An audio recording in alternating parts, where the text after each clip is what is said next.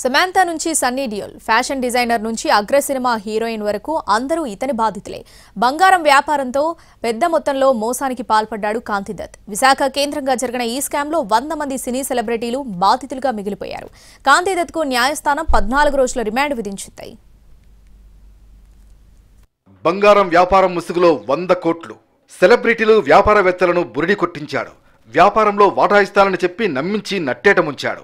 Bollywood beauty Parineeti Chopra brand ambassador అంటూ అబద్ధాలు చెప్పాడు. చివరకు ఫేక్ బంగారం వ్యాపారిని పోలీసులు అరెస్టు చేసి కటకటాల్లోకి నెట్టారు.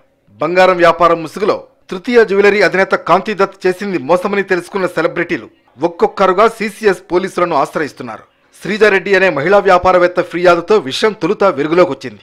దీంతో పోలీసులు కాంతి దత్ను అరెస్టు చేశారు. కాంతి దత్ బాధితుల్లో హీరోయిన్ సమంత, కీర్తి సురేష్, డిజైనర్ శిల్పారెడ్డి వంటి 100 మందికి పైగా బాధితులున్నట్లు చెబుతున్నారు. కాంతి దత్ మీద సీసీఎస్ పోలీసులు కేసు నమోదు చేశారు.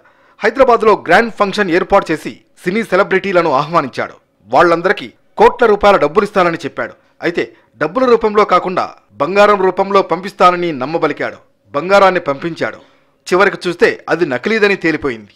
పోలీసులు కేసును దర్యాప్తు చేస్తున్నారు.